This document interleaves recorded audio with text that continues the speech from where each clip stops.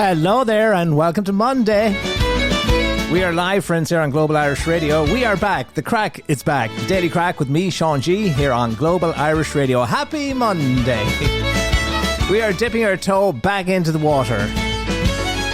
If you're a regular listener or if you have listened to the Daily Crack in the past, you'll know what we're all about. Headlines, humour and home. Yes, thedailycrack.com. Keeping you connected with Mother Ireland, the latest news headlines, the top trending stories, that kind of stuff, the lighter side of the news, and a whole lot more. It is good to be back with you here on Global Irish Radio. Thank you, Mary Ellen, for the welcome back message from Philadelphia, the great city of Philadelphia. It is Monday, July the 13th, 2026. We're a little bit rusty. We haven't done this for a while.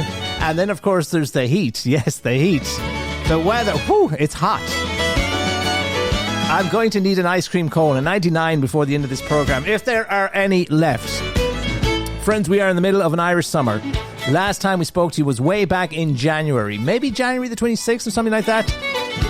Wow, a whole lot has changed since then. We're already into the second half of the year. Less than 6 months now to go until Christmas. I'm not too sure how many shopping days that equates to.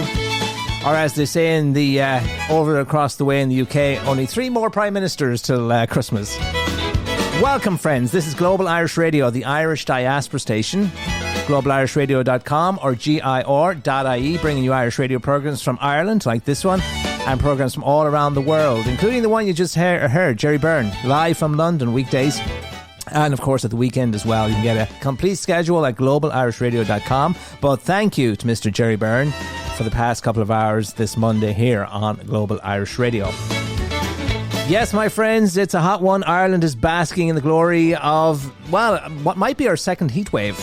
I'm not sure. It feels like a heat wave. I'm not sure if it meets the technical description or definition, which is 5 consecutive days above 25 degrees Celsius. I think the temperature here in Mayo is round about maybe 22, 23 degrees. Feels a lot hotter. Anyway, lots of sunscreen if you're heading out. Met Éireann has said that the high temperatures being seen across the country are set to continue into next week, advising people to consider possible impacts such as heat stress and uncomfortable sleeping conditions. It is not good sleeping weather, that is for sure. A high temperature warning is in effect for 5 counties, but there is also a weather advisory for warm weather across the country. Do not adjust your internet or your computer or your radio. It's real. This is a heat warning for Ireland and a hot weather advisory. Cork, Kerry, Limerick, Galway and Mayo are covered by the status yellow high temperature warning that came into effect at around about 1 o'clock today. So not that long ago. So it is getting warmer and it is going to stay that way right through until at least Friday, I think. That yellow high temperature warning came into effect at about 1 o'clock today, and it's going to last until at least 7 a.m. on Wednesday morning. So those counties affected by that could see maximum temperatures in excess of 27 degrees Celsius, as well as overnight minimum temperatures in excess of 15 degrees Celsius. So it is hot out there, friends. And as it is Monday, the 13th of July, the morning after, or the day after, yesterday, of course, a big day north of the border, or the invisible border, Northern Ireland, where traditionally the 12th of July would be a big, big day for the Orange protests. Not the protests, well, there are protests in a way, but the Orange marches, which take place on that day, the 12th of July, and of course, all the big, big bonfires. Not a whole lot about it in the news, so that suggests it went off fairly, without a major event anyway. In the old days, it was... they were troubled times, and oftentimes some of the shenanigans that broke out on round about the July 12th would go on for days, sometimes weeks, and a lot of trouble ensued those marches when the Orange lads wanted to go down Catholic or nationalist areas. But anyway, thankfully we've come a long, long way from that. I did see in the paper today that firefighters dealt with more than 300 emergency calls as those big bonfires on the 11th of July were a source of, well, there were some problems surrounding those. If you've seen the size of the fires, you'll know why. But anyway, there you go. And of course, crews don't just have to deal with the fires themselves. They have to deal with, I suppose, kind of, angry people. That's what we'll call them. Mobs of youngsters that set these fires alight as part of the as part of that tradition of hate that takes place in Northern Ireland, where they build these big, massive bonfires, 15, 20 stories high, and then on the 12th or the 11th, they'll set these fires alight. I see one lad fell off one of the bonfires and tragically lost his life there. But other than that, that's really the main headline coming out of Northern Ireland this 13th of July, I suppose, and the bonfires ablazing, nothing left but the cinders now and the ashes and stuff like that. One of the bonfires had a mosque on the top. As I said, these bonfires, they are symbols of hate, and that's what they specialise up there, bigotry and hate and stuff like that, the unionists, that kind of thing. And it's a refreshing change that it's not nationalist symbols. Usually it's, it could be, an Irish tricolour or something like that. Symbols of nationalism and republicanism. This year, the Muslims have got on their wick or on their ire.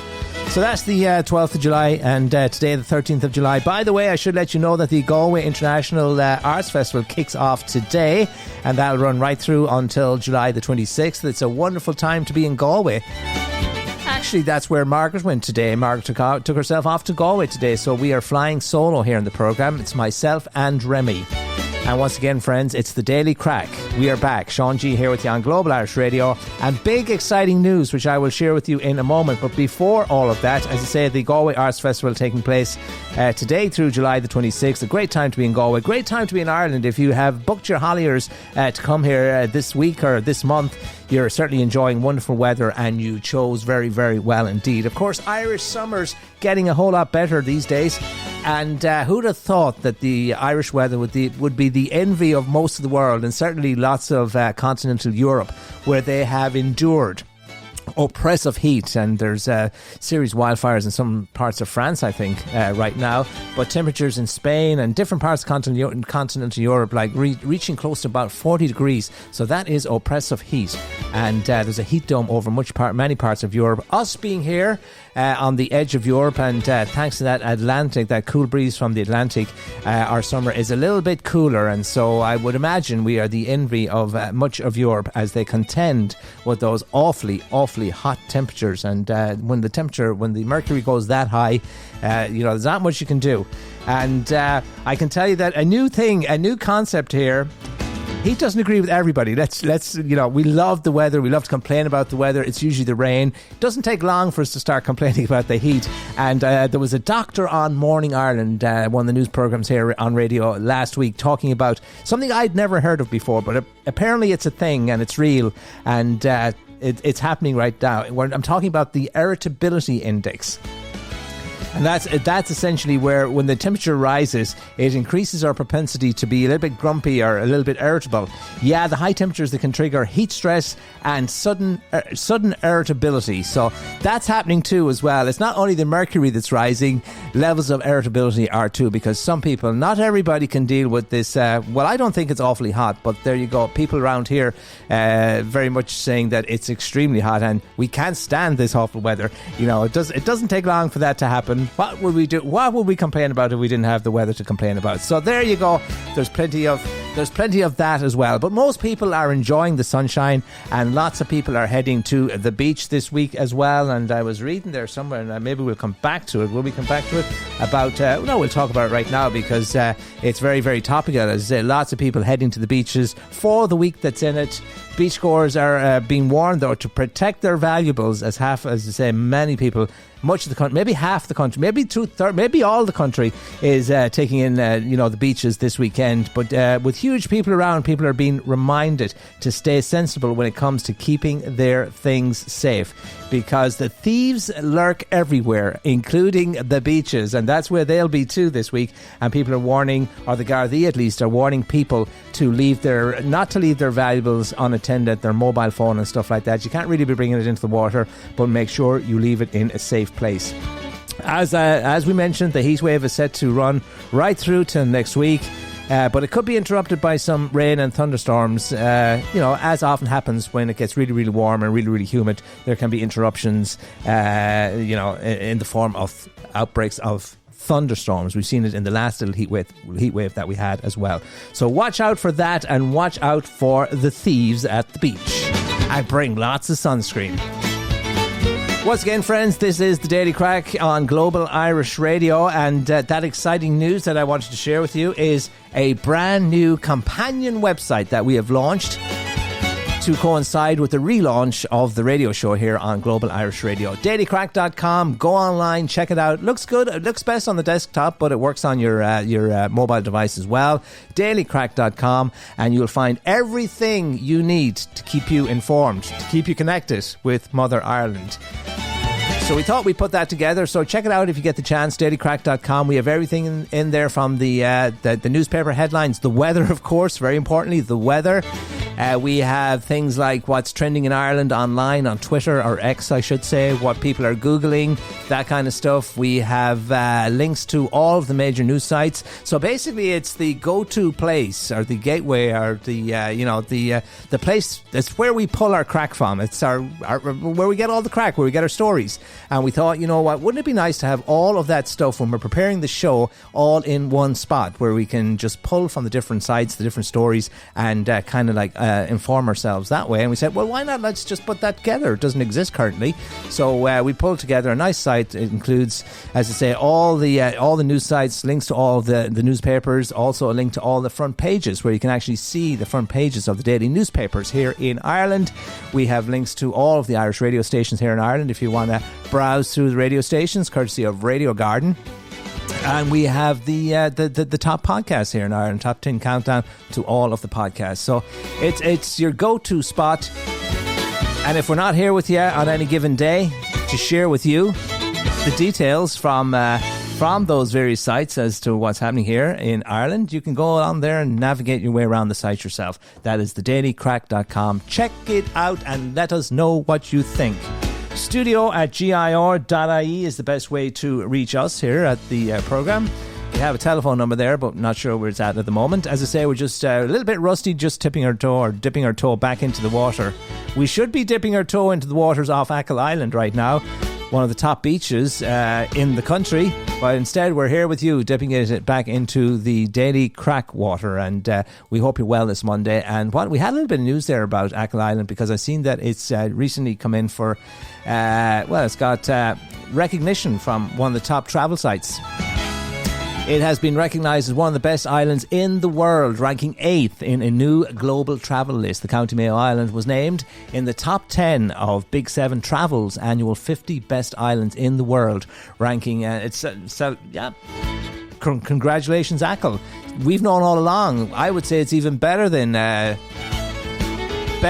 but there you go. I'm a little bit biased, and it's one of my favourite places to go, and it is so unspoiled. And one of the highlights of that of that ranking, and that little piece that they wrote about it, they said, was the Keem Beach, and that's the one made famous in the movie The Banshee of Inisherin. If you're familiar with the movie, you'll know that beach. It's where the little house that Jack built, where your man cut off all his fingers. It's overlooking the mouth of the bay there. And Big Seven Travel praised Achill for its dramatic scenery, pristine beaches, crystal clear waters, highlighting, as I say, Keem Bay as one of the biggest attractions. And the travel site described the island as a place that knows how to show off, pointing to its colourful landscapes and sunrises. Views worth $1 million.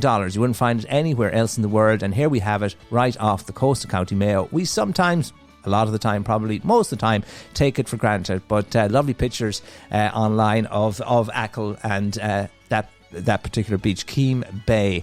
And the site also highlighted Keem Bay's reputation as one of the world's most beautiful beaches, while noting that the waters around Achill attract basking sharks, Ireland's largest fish species. Yes, there are sharks down there, friends, but apparently they're friendly, much like us Irish people. They're very, very friendly as well. They're not like the ones in Jaws or that kind of thing. The crystal clear waters are also popular with basking sharks, they say, Ireland's gentle giants. Try spotting them from the Golden Sands, or if luck is on your side, you might get a chance to encounter on a paddleboard.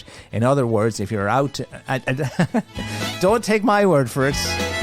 And disclaimer, do it at your own risk. But should you find yourself out on a paddleboard amongst these lovely sharks, apparently they are very, very friendly, and all is well. They won't snap your legs off or anything like that. But as I say, don't take my word for it. It is, for anyone who doesn't know, Achill is located off the coast of lovely County Mayo along the wild Atlantic Way, and Achill Island is Ireland's greatest, or largest I should say, largest offshore island, and is known for its rugged coastline, mountains and beaches.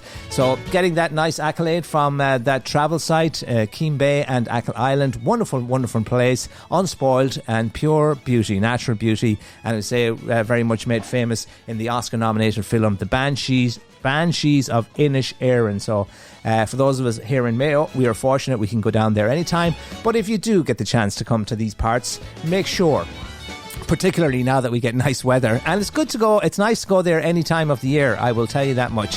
Even in the winter time when there are strong winds and the beauty is breathtaking. So there you go. Well done to all in Achill, and come and visit and spend your money down there.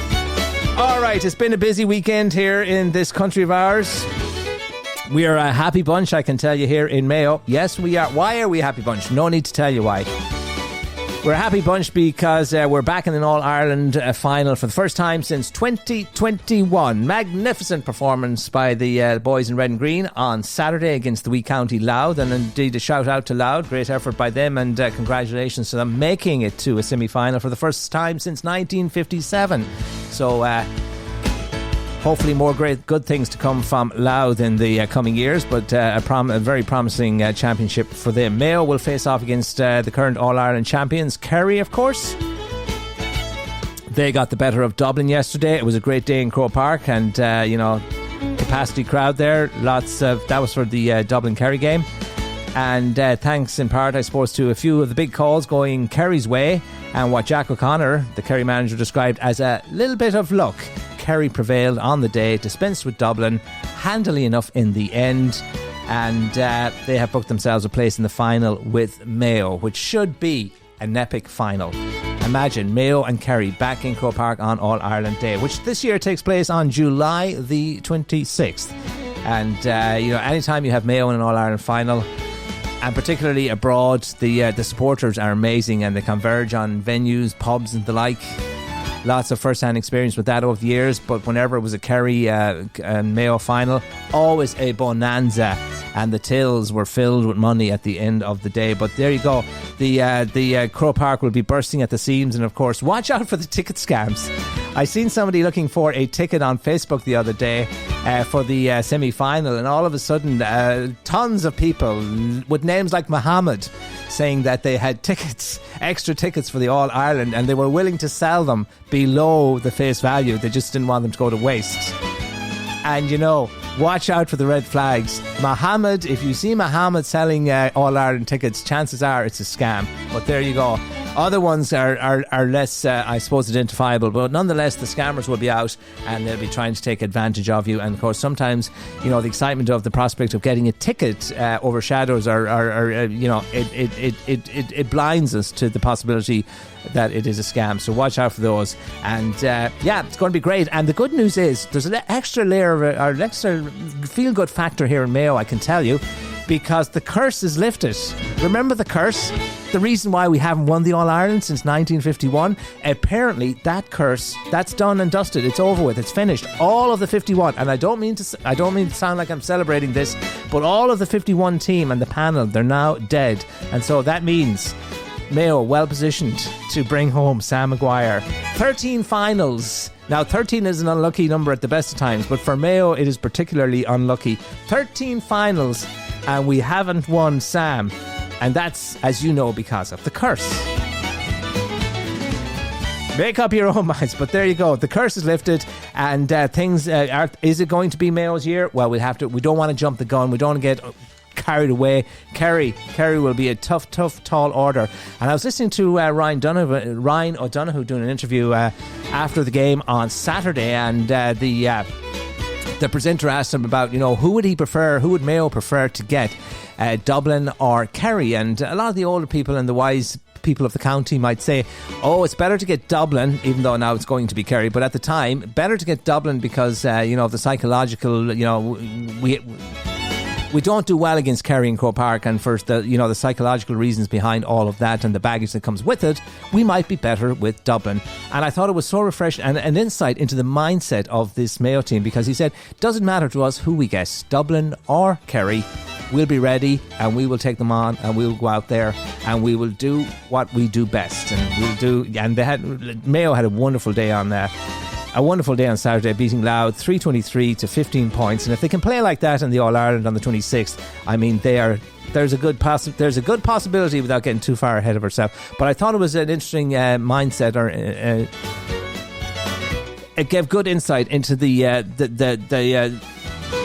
psychological aspect of this Mayo team and how they're preparing, and they're fit and ready for anything. Wouldn't it be nice? By the way, our star player, Kobe McDonald, is off to Australia, and he is described as a once-in-a-generation talent. And on Sunday the 26th, which is All-Ireland Day, he'll run out onto Croke Park, and it'll be his last time for Mayo before he heads off to the AFL, the Australian Rules game, where he's going to go out there and take up a position playing with St Kilda.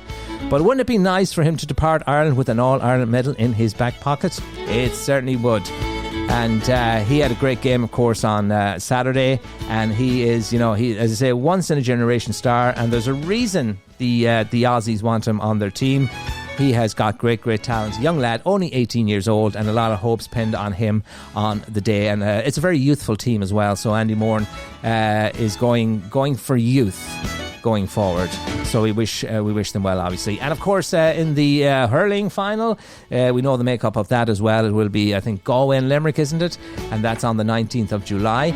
And wouldn't it be something, without again getting too carried away here, wouldn't it be something if Galway were to do the business of bring Lee McCarthy across the Shannon, and Mayo to bring Sam Maguire, and to have a little rendezvous somewhere here in the West, and a big party that goes on forever as Liam and Sam come home. Anyway, let's not get carried away. But there you go, that's the All-Ireland hurling final. We have Galway and Limerick, and we have Mayo and Kerry in the football final, and there's a lot of excitement, I can tell you, here in the county and across the west of Ireland. Looking forward to that. By the way, the 19th of July, that's going to be a big day, isn't it? Because that's also, I think, isn't that the day of the All-Ireland, or not the All-Ireland, it's the All-Ireland hurling final, but it's also the World Cup final. So that's going to be a bumper day for pubs everywhere, particularly here across the island of Ireland. So a big day on the horizon, the World Cup. Not sure who's in the final. Thank you, Mary Ellen Fitzpatrick out in Philadelphia, for keeping me posted on all of the scores in this World Cup. I haven't been paying too much attention to it, not a whole lot. We don't have really a vested interest in it as such, but once we get down, we're getting down to the business end of the tournament now, and that is going to be exciting. I've been watching more the stories on the sidelines of the World Cup than I have the actual action on the field. But as you say, as we get closer to, and we're getting down to the business end of the tournament now, there'll be a bit more interest, I imagine, in these parts. But yeah, it has to be said that there was a lot of, I suppose, trepidation as to how the World Cup might go with all that's going on in America. And it has to be said that one of the bright spots in terms of America on the international stage has been this World Cup, and they've been repairing a lot of the damage, I suppose, that your man has been doing to America's reputation on the international stage. Well, he was, at least until that incident of a little bit of meddling there last week with the red card issue. And yeah, we know all about that. So that's the only stain really on America's hosting of the World Cup. And it's important to remember that the World Cup, and a lot of people, especially the likes of Ted Cruz and those highfalutin politicians, couldn't understand the outrage, not only in soccer communities around the United States, but across the world, across the globe, and in Belgium, where they felt hard done by at the reversal of that red card decision. But people wonder, if you understand soccer and the passion behind the game, you understand what that's all about. And for people that never even watched a game of soccer, know what a red card is about, to interfere and to meddle and have it overturned, it was a real slap in the face to soccer fans.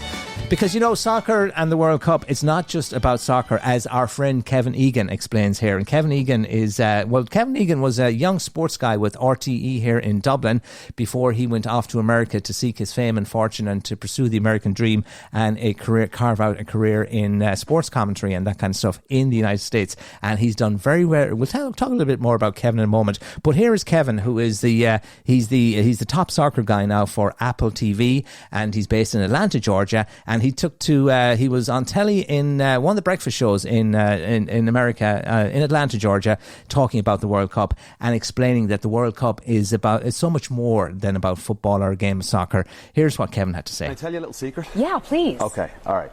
The World Cup isn't all about soccer. It's not all about football. The World Cup is about people. It's a celebration of people from all over the world that come together. It's identifying the fact that these people live for their country and they have so much passion in their country and they'll travel all over the world to support their nation. So my advice, if you want to take it or leave it, right? Here's the thing.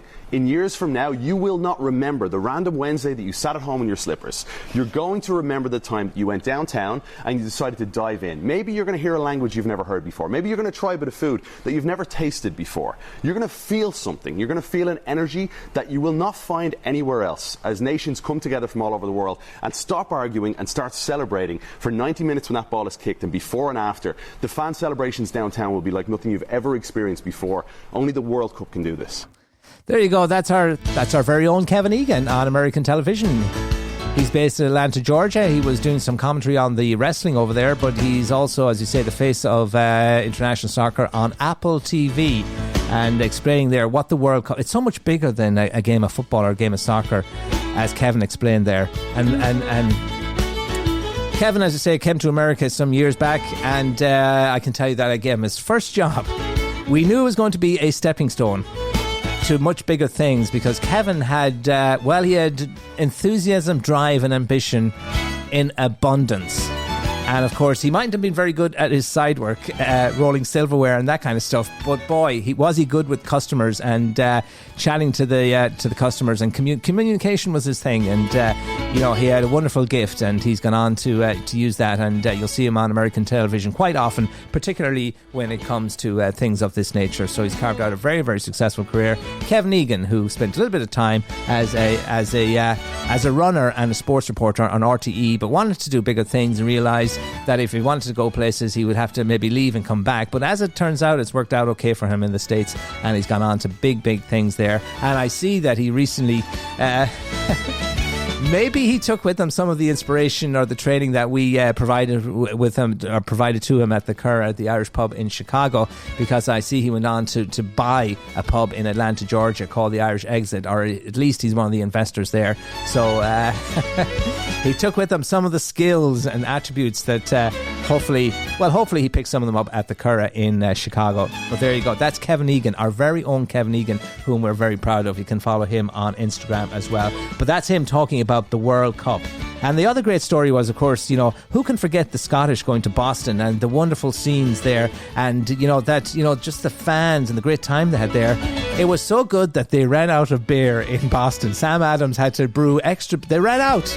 That's what happens when the Scotch go abroad. And there were wonderful scenes of them going along to a baseball game there in Fenway Park, and it led to whole new friendships being forged, not just between individuals but between cities. And I see that Glasgow now and Boston, they have this twin city arrangement that sprung from the World Cup 2026. So there you go. Beer was consumed, good times were had. They went to a baseball game, and Fenway Park, never seen anything like it. It will go down in history and infamy, the night that the 5,000 or so Scottish fans went to a baseball game there, and the head of baseball there writing to the fans saying what a wonderful time that they had. And there was a nice piece in the papers. What did it say there? I think I still have that clipping because I was intrigued by it all. The president of the Boston Red Sox has penned a letter thanking the Tartan Army after their spectacular takeover of Fenway Park. More than 5,000 Scotland fans marched through the streets of Boston, and they had their kilts on, the bagpipes, all of this pageantry, and it was for a game that took place on June the 14th with the the Red Sox and the Texas Rangers. But I'd say a night that will go down in the memory of many because of the wonderful scenes and the good crack. We talk about crack, don't we? The good crack that was had by all. That's World Cup 2026. So we're coming down, as I say, to the business end of it now. Mary Ellen is supporting England and has been from the outset. A lot of people think it might be England's year. But Eamon Dunphy, I can tell you, the soccer pundit here in Ireland, doesn't seem to think so. I'm looking at today's Irish Daily Star now, the front page. And you can check out all of the Irish papers again at that website, that brand new website that we told you about. It's the companion website to this program, thedailycrack.com. Visit dailycrack.com and just click on the newspapers there. Also a little feature where you can listen to what it says in the papers as well. And we update that each day, courtesy of our friends at Morning Ireland here. So that's a good look at the papers and the front pages and the headlines. You can actually see them there in front of you. And as I said, I'm looking at the Daily Star at the moment. And one of the headlines there is... a message from Messi, bring on England. And that's, of course, England taking on Argentina. But Eamon Dunphy says has many reasons in his article today in the Irish Daily Star why England won't be bringing the trophy home. And, of course, you can read all about that. You can read all about that in today's Irish Daily Star. And there are links, of course. Actually, the one paper that isn't online for whatever reason is the Irish Daily Star. So you get a picture of the front page of it, but if you actually want to read the stories inside it, you're going to have to buy that one. But a lot of the other and we have links to all of the other newspapers and their online sites where you can read all about it. But that's Eamon Dunphy writing today's Irish Daily Star. Other things gracing the front page of today's Irish Daily Star, of course, the heat wave is big news here in Ireland, and there are some scantily clad young ladies pictured at the beach under the headline Heat Rave.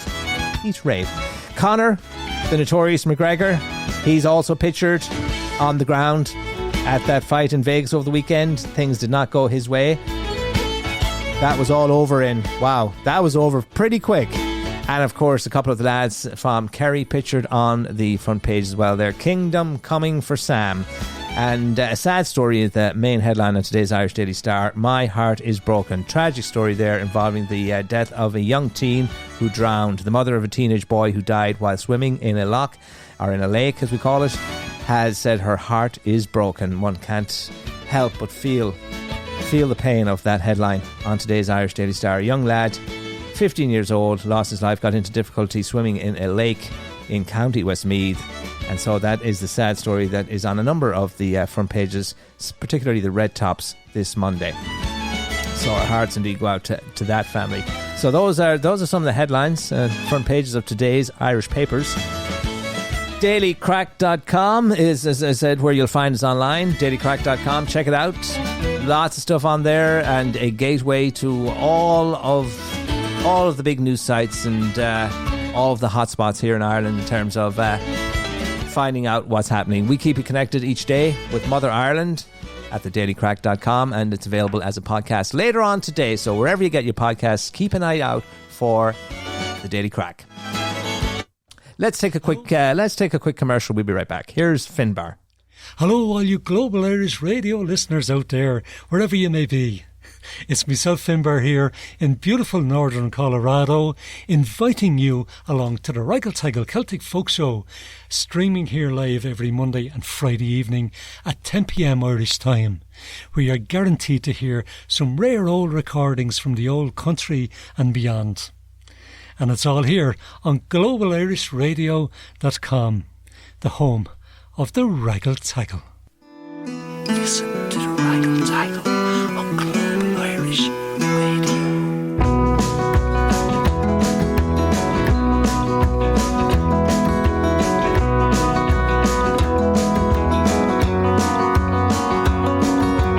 There's something that I have to tell you. I've written you a letter, sent it off today.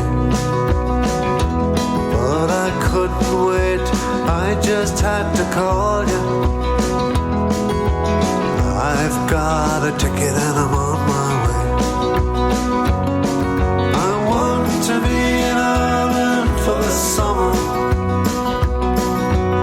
It'll be coming soon, I'm on my way. I just can't wait to hear the music and to see the clock going down on Galway Bay.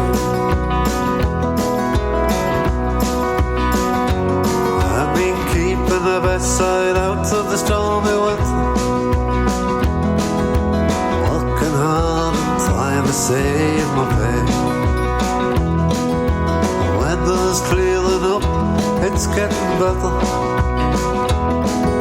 I sing to myself each and every day. I want to be in Ireland for the summer. It'll be coming soon, I'm on my way. I just can't wait to hear the music and to see the crack going down on Galway Bay.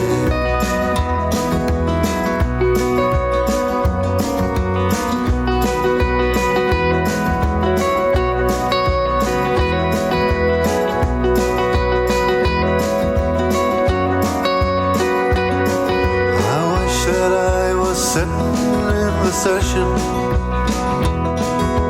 with a pint of both on the way,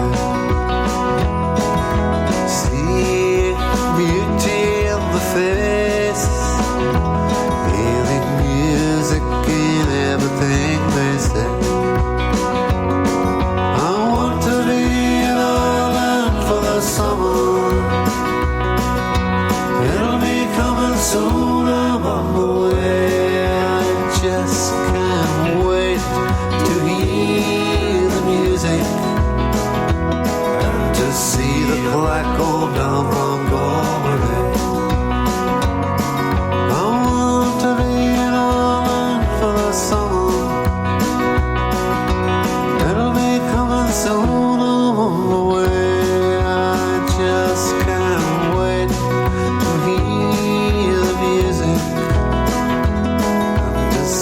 Black going down on the sea with its sound, as the moon and stars go out. I just wanna be around Galway. Ah, yes, friends, the music of Pádraig Stevens, Ireland for the Summer.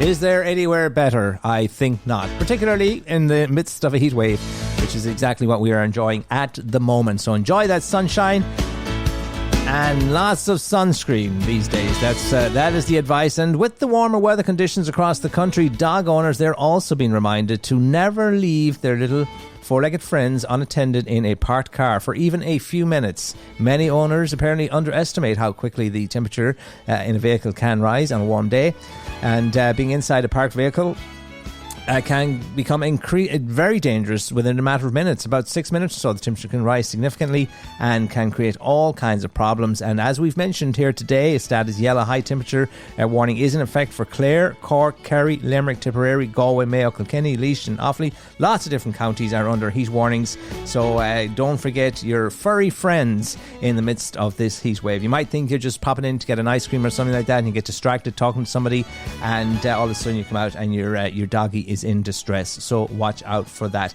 I can tell you in the daily papers today, lots of happy smiling faces from over the weekend. Some of them are from pictures taken at the beaches. Some are from outside of Croke Park, where lots of people decked in their county colours took in some footballing action over the weekend. So it was people are happy. The irritability index is a thing, but for most people it doesn't seem to bother them. Some people, of course, will be affected by the heat, but most seem to be embracing the lovely hot weather.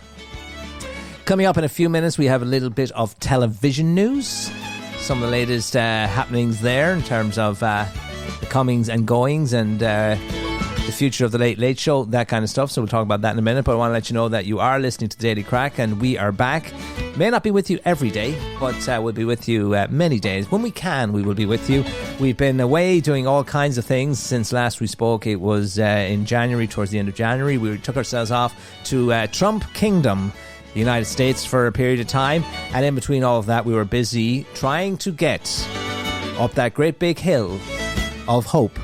No, not hope, the Irish driving license, the hill of the driver's license here in Ireland. So I'm delighted to tell you that success at the end of the day. We took our driving test last week, June the 26th, and we prevailed. And it's quite intimidating.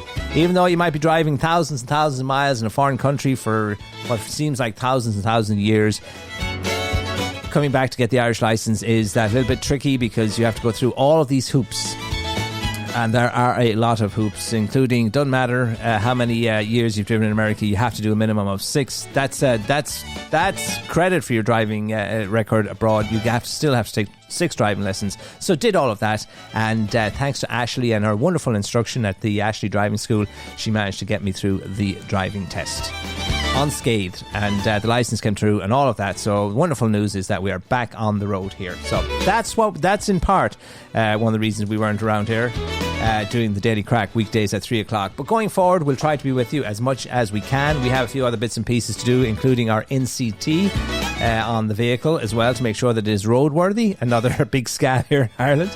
But anyway, as Margaret says, this is Ireland. You got to dance according to the music, and this is how you do it. But anyway, there you go. dailycrack.com. Check it out. That's where we're at. That's where you'll find all previous episodes of this particular program as well. That'll be up there later on today. And we've linked you, as I said, to all of the big news sites here in Ireland, the newspapers. And we've also put a link to all of the a map of Ireland with all of the radio stations broadcasting across Ireland, so you can browse through and find Global Irish Radio on there. Global Irish Radio, the Irish diaspora station, brings you Irish radio programs not just from Ireland, but from all around the world. And join us at the weekend when we make stops all across the globe. Places like Sydney, Australia. That program comes through on a Friday night at 11 o'clock right now because of the the time difference there.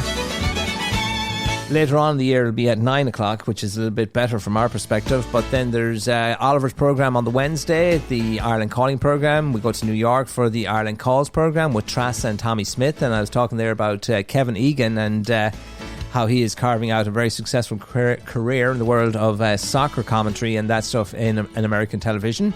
Well, before him came the great Tommy Smith, a Louth man, and he was the voice of international soccer on ESPN for many, many years. And I've seen a lovely profile, a lovely little piece that was online. And we shared it. Maybe we'll put it on our Facebook page again. But it was an interview. One of the journalists from Independent News here, the Independent, went out for the World Cup and they tracked down Tommy in his New York home. And there was a lovely interview there. And Tommy talked about his career with ESPN and how it all started. And Tommy had about 17 different jobs. We're talking about Kevin being the server and rolling the silverware at the Curragh. Tommy did 17 different jobs, all kinds of odd jobs and stuff like that, and used to present a little radio show in New York as well. The show is still going, and you can hear it here on Saturday nights here on Global Irish Radio. Trass does most of the heavy lifting on that program now, but Tommy's on there sometimes as well, so that's on the schedule here at Global Irish Radio. But he talks about his rise to the top of sports commentary with ESPN, and he's famed for his onion sack, the bulge in the onion sack, I think is what it's referred to as, and he talks about how that came about in that little piece, that snippet with the Independent News journalist. So we'll try and find that and share it for you as well. It's a wonderful, wonderful story. So that's Tommy Smith, the man from Louth, still going strong and doing a program on Cyrus Satellite Radio as well out there in New York. I think he's over 80 now. But still, as I say, going strong. So there you go. Another feature of this brand new website we put together is a link or a gateway to the most listened to podcasts here in Ireland. And we spoke about this, or we speak about it regularly. We have in the past, and there's a few new podcasts that have come to my attention that might be worth checking out for you as well. Ray D'Arcy Daily. Ray D'Arcy used to be on radio, well, until he got the shaft, or according to Ray, he got the shaft anyway.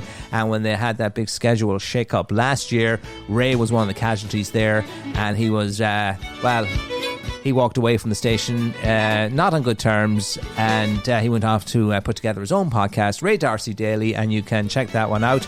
It is linked through the website there, dailycrack.com, or indeed irishpodcast.com will get you to the same destination. And so that's a daily podcast with Ray D'Arcy, not worth a listen, let's put it that way. And Dempsey's Dozen, fact checker Fergus put us on to Dempsey's Dozen, which is Ian Dempsey does breakfast radio here in this country, but he's put together a nice podcast where he has guests in and he puts them through the rigors of Dempsey's Dozen. It's kind of a quiz show, but it's more than a quiz show. It's an opportunity to interview them as well, and you find out a lot about them in terms of their it strips away the you see their competitive spirit and how they how they react in the quiz, and some of them are very, very competitive, and you see things, it strips away the layers or the protective layers that they might put up or the barriers when you see them in their traditional broadcast roles or whatever roles they occupy in life. But you see that competitive streak in them or whatever it is, or you see the real, it gives an element of authenticity that you mightn't necessarily see them when they're doing, whether they're actors or stars from all walks of life. So it's a nice trivia. It's not about the questions so much as finding out a little bit more about the guests that are doing the questions. So check that one out as well. Dempsey's Dozen it's called. The Irish Ranter podcast is still going strong, so check out the Irish Ranter wherever you get your podcasts. And the Ranter and I will be sitting down tomorrow to record the latest episode of The Ranter. Lots to rant about there as well, and you can check out the most recent edition at theirishranter.com. And of course, if you want to keep your finger on the pulse of what's happening here in this lovely country of ours, politically speaking at least, or in terms of current affairs and stuff like that, there are two very good podcasts that I regularly listen to. Not really a big TV guy here, so I'm more likely to listen to a podcast than I am to watch a television program. So, each to his own, I suppose. But two very good podcasts that I highly recommend in terms of keeping you connected and keeping your finger on the pulse of what's happening in the country. Brendan O'Connor on a Sunday, the newspaper panel it's called, and it's an hour-long piece where he has four guests, four panelists, and they delve or dive or go behind the stories in the week's the Sunday newspapers. And so that's a broad section or cross-section of the stories that are big in Ireland from the week gone by or on the weekend itself. So that's one well worth checking out. And the other one is Path to Power with Matt Cooper. That one drops on a Saturday morning, and that's really more a political podcast, but very insightful. And Ivan Yates used to be there, but they had a bit of a falling out. And so now he has a different guest or different analyst with him each week, including on the rotating list of panelists, Leo Varadkar, the former Taoiseach. He appears on there from time to time as well, and other journalists as well. But that's Path to Power, and of course there's a link to all of that on the website dailycrack.com. Check it out if you get a chance, and let us know what you think as well. studio@gir.ie. Remember, we are the Irish Diaspora Station. We bring Irish radio programmes from Ireland and all around the world.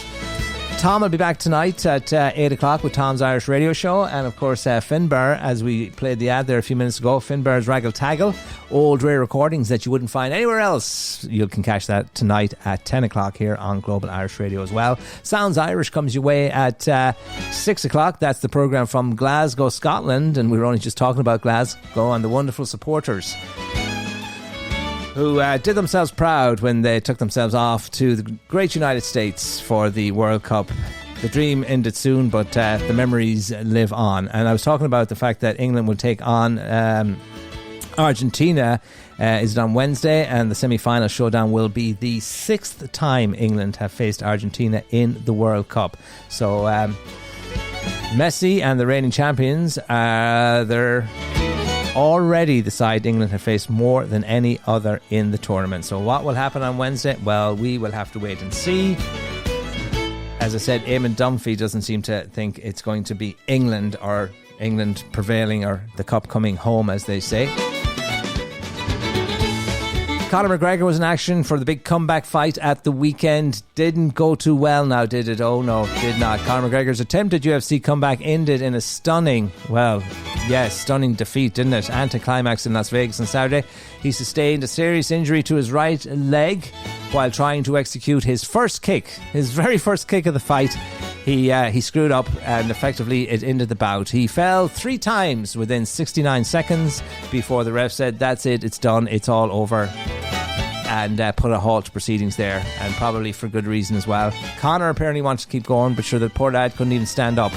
And for all his hot air and all his hype and all of the rest of it, it was quite the embarrassment on the night, and very anticlimactic indeed. And the Conor fans, and most people think now the 37-year-old Irishman is all but done in the fighting arena. And it reminds me, Conor's been spending a lot of time in his pub, and it reminds me of that great song, The Contender, where all about the great boxer, I forget his name now, but in later years he was doing some of the warm-ups in the pubs around the corner from where he was fighting, and of course didn't end well for him, and it hasn't ended well for Conor either. And speaking of Conor McGregor and his pub, Conor is I haven't met anybody who, I said it to the neighbour yesterday about did you hear Conor was knocked out in the first minute or two of he said great. And there's not a whole lot of love for Conor in this part of the world. In America, he's still very much well liked there, although his appearance on Jimmy Fallon didn't go down too well in many quarters here in this country. That's following the civil rape conviction, which a lot of people have shunned Conor McGregor in the aftermath of that. But there was a lot of raised eyebrows. A lot of people were scratching their head at the fact that the American ambassador is Ed Walsh to Ireland, went to Conor's pub last week. Now, it wasn't by accident that he went there. He didn't stumble upon the what is it called, the Black Forge Inn or whatever it's called. So he went in there and he was pictured in there with Conor's belts from fights in the days when he was able to fight and was successful and stuff like that. But a lot of raised eyebrows, and a lot of people, women's groups and different people, I think, were repulsed at the fact that the American ambassador went to that place, that pub, and released pictures of that nature, and thought it was in bad taste, let's put it that way. So there you go. But that's the story of Conor McGregor. I don't think you'll be seeing him back in the ring anytime soon, if ever again. 69 seconds, good lord. I would have lasted longer than that myself. Anyway, end of an era at RTE, by the way. RTE presenter Anya Lawler retired after she's been there for about 42 years. Yeah, and most people, expats in particular who grew up in Ireland, would remember her from Morning Ireland. She was on there for a long, long time, and more recently she was doing the news at 1, and she was doing the Weekend Politics, a programme on Sunday television, very much like Meet the Press kind of thing, the equivalent of that here in this country. And she's been grilling politicians for, as you say now, for 42 years, and boy, was she able to grill them. And she was a bit emotional yesterday at the end of the programme. They played a montage of some of her highs, I suppose, the big points of her career, and she became quite emotional, but she thanked a lot of the politicians for allowing themselves to be grilled over the years. And one of the most recent grillings was that of presidential candidate Jim Gavin, where later in the day, after that particular appearance on that programme, The Week in Politics with Anya Lawler, he yanked his presidential ambitions. He was done and dusted. That was it. That was the interview that sealed his fate. So she was quite a consequential journalist here in Ireland over the past 42 years. She had a cancer diagnosis, I think, in 2010, and did a documentary and all of that, but recovered and came back, and as I say, was doing a bit of a lighter schedule, but nonetheless important work with RTE and in the journalist and news department. But she's called time on her career. Patrick Keelty will be back as the presenter of the Late Late Show. There was a lot of speculation and a lot of people wondering and asked the question, will he or won't he? His 3-year contract was up, and there was no deal in sight and no word as to what was happening, and people were, as is always the case when there's a lack of information, when there's a vacuum, people start coming up with their own suggestions and ideas and notions and rumours, all of that stuff. And that was certainly the case in the Late Late Show. People already had anointed or picked his successor and stuff like that, but it turns out Paddy Keelty ain't going anywhere. He will be back for another season, a new season of the Late Late Show. And the Irish Star today tells us that Patrick Keelty reportedly secured a substantial pay rise after holding out for weeks in tense negotiations with RTE before his return to the Late Late Show was confirmed. So there you go. He was holding out, and turns out it paid off. The 55-year-old County Down man will return as the popular Friday night host, and a challenging time for the Late Late Show. Some people think it's the longest running live chat show in the world, and some people think maybe it's reached the end of its life cycle, but RTE not convinced, and they've signed him up for another term. Not sure, is it another 3 years? But anyway, they reckon he got another 20 or 30,000 pay rise. And they cut way back on the salaries at RTE in recent times, and I think the cap was $250. They can't get paid more than the top man in RTE, the Director General, so they had to make some changes in terms of the legislation or something of that nature. I'm not sure. They bend the rules anyways to get Paddy Keelty back, so you'll see Patrick Keelty fronting the Late Late Show for another while. Let's put it that way. And in other television news, Miriam McCallaghan, the primetime presenter, and she's got her own chat show indeed at the weekends, she's considering legal action against AI-generated images of her online, and you'll probably be seeing more of this in the future. You see a lot of this clickbait particularly on Facebook, and a lot of these, these social media sites of well-known presenters and their AI-generated images. In the case of Miriam, it was some advertisements for some kind of beauty products and stuff like that. But there's different variations of it, and there's a lot, as you say, misinformation, and you wonder why the likes of Facebook and X and all those platforms with their billions of dollars in profits, why they're not held to a higher standard, held to account in terms of cracking down on the misinformation. Because if a traditional newspaper were to allow the stuff that gets printed, if they printed, if they didn't invest, check the source of the story and check the authenticity and the, whether it's true or not, there'd be all kinds of trouble, and all kinds of legal actions would ensue following the printing of stories that were complete misinformation. But it seems, in terms of online and social media and Facebook and the tech bros, they get away with murder, don't they? So anyway, we hope that they crack down on some of that, because the kind of stuff that's out there can be quite crazy. There you go. GlobalIrishRadio.com or GIR.ie.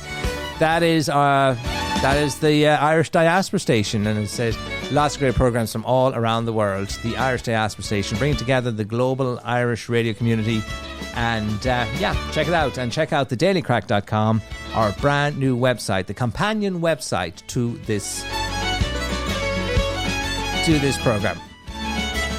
First day back.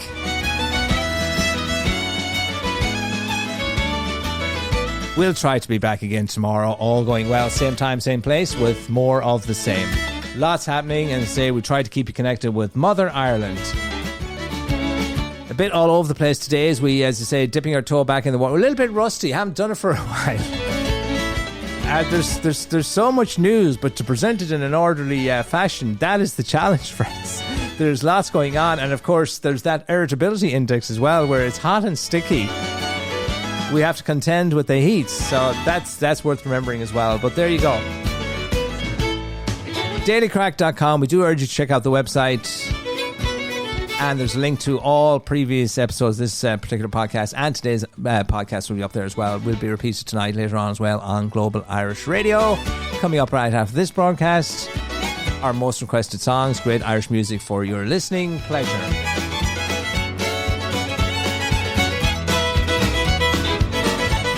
Before we go, we do have one notable obituary to share with you. Sam Neill passed away at the age of 78. I'm sure if you don't recognise the name, well, you'll be familiar with the name, I think.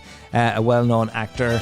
Actor Sam Neill, 78, best known for his roles in Jurassic Park, and the TV series Peaky Blinders has died, his family said. The Northern Ireland-born New Zealand actor, best known, as I say, for playing Dr. Alan Grant in the blockbuster Dinosaur franchise, died in Sydney, Australia on Monday. He was a brilliant actor, as I said, born in Northern Ireland, but I suppose most people, he grew up in New Zealand and is associated very much with New Zealand. But a statement posted on Instagram said, "It's with immense sadness that the family of Sam Neill share news of his passing on Monday the 13th of July in Sydney, Australia." And he was working right up until the end. He was working on a program a series on Netflix called Tamed, and he was also in the movie Piano. So he's very, very successful acting career. And of course Jurassic Park was huge. So there you go, that's Sam Neill, 78. He passed away on this day.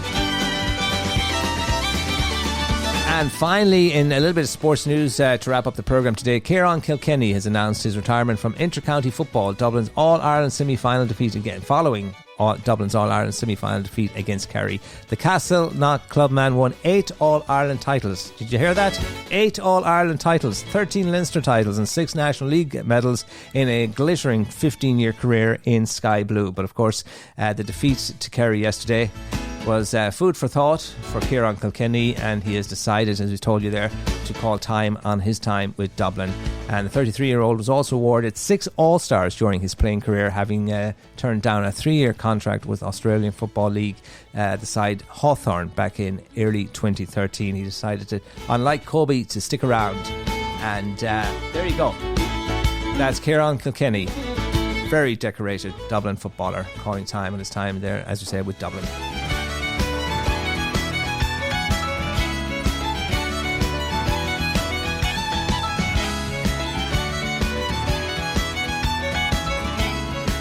That, my friends, is pretty much our lot for today. I was just thinking there about the World Cup and the fact that there was a lovely picture in one of the papers of, who was it? Rod Stewart. Yeah, Rod Stewart was pictured in one of the papers right at the start of the World Cup. And he was pictured with his pals in his private jet off to one of the England games, which in itself was all good and well and happy times for Rod Stewart. Until word got out that a number of his concerts had been cancelled due to ill health. Although he did look pretty healthy in the picture, but there you go. Rod loves his football, and I'm sure he'll make up those dates again. We used to end the program. It reminds me now. We used to end the program on a quote of the day, and it reminds me of Rod Stewart had a great quote when he said, "Life." He compared life to a roll of toilet paper, and he says, "Life is like a roll of toilet paper. It goes quicker at the end." That's a lot for today, friends. Thank you so much for your company since 3 this afternoon. Hopefully see you back here tomorrow. In the meantime, check out dailycrack.com for our brand new companion website. My name's Sean G. See you tomorrow. Stay cool. Here's the Saw Doctors, Glorious Days of Summer, taking us out this Monday.